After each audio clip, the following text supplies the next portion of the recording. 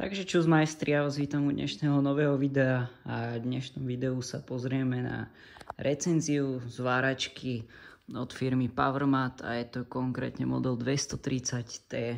Keďže som nevidel žiadnu recenziu na YouTube o tejto zváračky, tak som sa rozhodol, že natočím recenziu pre ľudí, ktorí by si chceli túto zváračku kúpiť.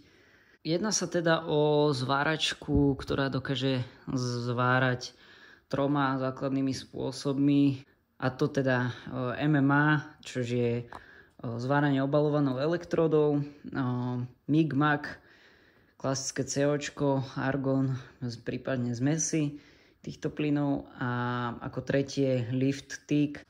Ak si kúpite túto zváračku, tak dostanete samotnú zváračku, kostriaci kabel, ktorý má dĺžku 2 metre, čo je podľa mňa celkom nevýhoda, mohol byť ten kabel kľudne dlhší, každopádne dá sa dokúpiť určite dlhší. Je tu klasická zásuvka pre kostrenie, takže s tým nie je absolútne žiaden problém. Ďalšou vecou, čo dostanete k zváračke, je držiak týchto elektród. Je to taká lacná verzia, akože skôr by som si zadovážil niečo lepšie. Vyzerá to tak hráčkarsky, je to také plastové, poloplastové. A ako tretiu vec, čo dostanete k zváračke, je tento MIG-MAG horák, ktorý podľa mňa je úplne dostačujúci na túto zváračku. Je kvalitný, myslím si, že vydrží celkom dosť. Čo sa týka zásuvky pre horák, je tu klasická eurozásuvka, takže môžete si tu potom dať kľudne hociaký horák chcete, nemusí to byť konkrétne tento, takže to je super. Niektoré stránky, niektoré firmy ponúkajú kompletnú sadu na zváranie CO2, to znamená, že ponúkajú aj fľašu, aj ventil. Avšak dajte si pozor, ak objednávate kompletnú sadu, dajte si pozor, s akým ventilom vám to príde, respektíve aká fľaša. Toto je originál fľaša na argon. Ja som chcel do toho čapovať CO2 a musel som vymeniť ventil. Pôvodne tam bol tento ventil, čo už je na argon, avšak musel som ho vymeniť za takýto ventil, ktorý má aj poistku proti pretlaku. Ventil, klasický ventil, úplne dostačujúci. Jeden ukazuje stav, koľko tam je plynu, avšak u CO2 sa to presne podľa toho to nedá zistiť, keďže CO2 sa váži na váhe. A samozrejme prietok plynu. Čo sa týka o výkone zváračky, tak maximálny výkon je 230 A pri zváraní MIG-MAG, pri MMA a lift TIG je to 190 A. Pokiaľ sa rozhodnete zvárať MMA, teda obalovanou elektródou, tak maximálny priemer je písaný 4 mm. A je jedno, či budete variť rutilkou alebo bazickou elektródou. Pri MIG-MAG zváraní môžeme použiť cievku, ktorá má maximálne 5 kg, čo je výhoda, lebo niektoré zváračky nepodporujú takúto veľkú cievku, ale myslím si, že už to je štandard pri dnešných zváračkách. A čo sa týka hrúbky drôtu, môžeme dať drôt 0,6 mm, 0,8 mm a 1 mm. Čo sa týka hmotnosti, samotná zváračka váži 12,5 kg bez cievky, čo je celkom dosť, plus teda 5 kg cievky, fľaša niečo váži, náplň vo fľaši táto je maximálne 8 kg, tam môže ísť CO2, kvapalného CO2. Čiže keď sa to zráta, tá zváračka je naozaj dosť ťažká a prenášať to ručne je dosť nepraktické, preto som si vyrobil na to takýto vozík, čo doporučujem každému. Ešte nie je úplne hotový, budú tu iné koliečka, dole sa ide dorábať polica, aby ste tam dali nejaké veci, ale určite to doporučujem každému. Je to naozaj praktické a človek to nemusí nejako nosiť. Ďalej, čo sa týka predného panela, tak máme tu zobrazovateľ amperov pri zváraní obalenou elektrodou. Pri zváraní MIG-MAG metodou je tu rýchlosť posuvu drátu. Tu sa nám zobrazujú volty pri zváraní pri metóde MIG-MAG. Tu nás sa nachádza ešte indukčnosť. Pre tých, čo nevedia, čo je indukčnosť, je to vlastne ako rýchlo sa dostane prúd na hodnotu, ktorú máte nastavenú. Čiže keď to bude na najmenšom, prúd bude takmer okamžitý a pokiaľ to bude na plnom, ten prúd bude vzrastať plynule a to sa najmä využíva, keď zvárate tenké plechy, aby sa vám neprepáľovali pri prvotnom dotyku s obrobkom.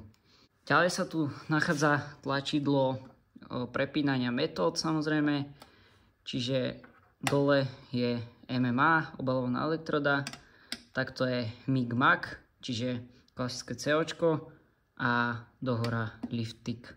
A ako posledné, čo sa tu nachádza, je tlačidlo posuvu drátu, aby ste nemuseli držať horák, keď navíjate cievku. Stačí, keď budete držať a pekne sa vám navinie cievka do celého horáku. O chladenie sa starajú dva ventilátory, ktoré keď sú zapnuté, by mali mať okolo 90 decibelov.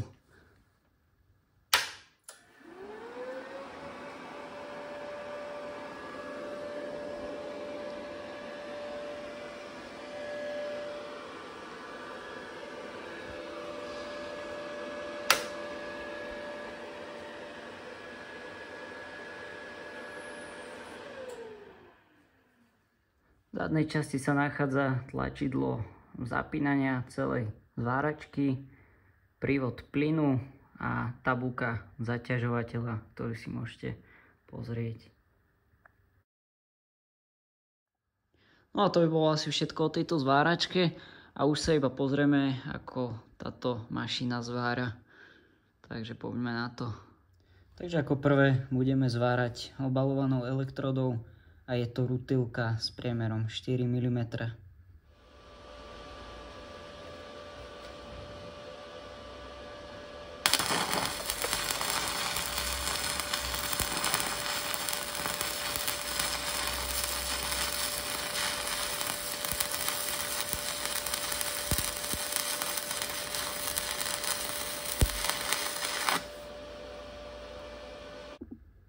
Tak a tu je výsledok zváru obalovanej elektrody. Zváračka bola nastavená na 82 A a ten zvár je naozaj prevarený a to nebolo nastavené takmer ani v polovici výkonu zváračky, takže čo sa týka výkonu zváračky, tak úplne super. Vidíte, že ten zvár je krásne zapustený do materiálu, čiže ten prievar je perfektný. Ako ďalej si vyskúšame čisté COčko s drôtom o priemere 0,8 mm. Prietok plynu bude približne 10 litrov za minútu a zváračka bude nastavená približne na 19,5 V. Takže poďme na to.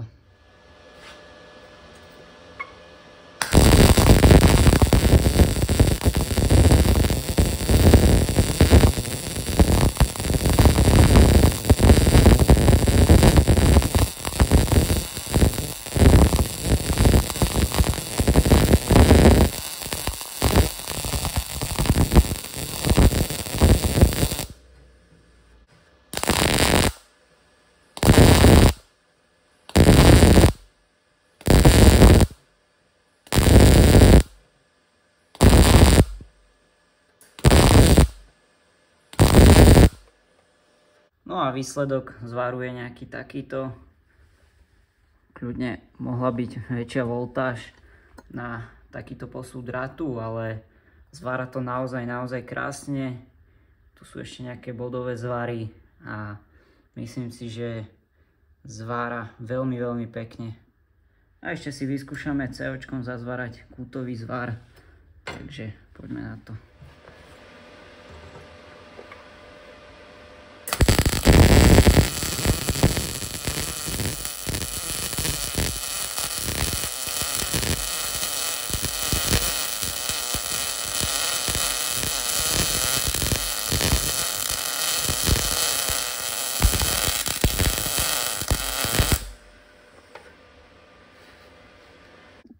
No a výsledok je nejaký takýto.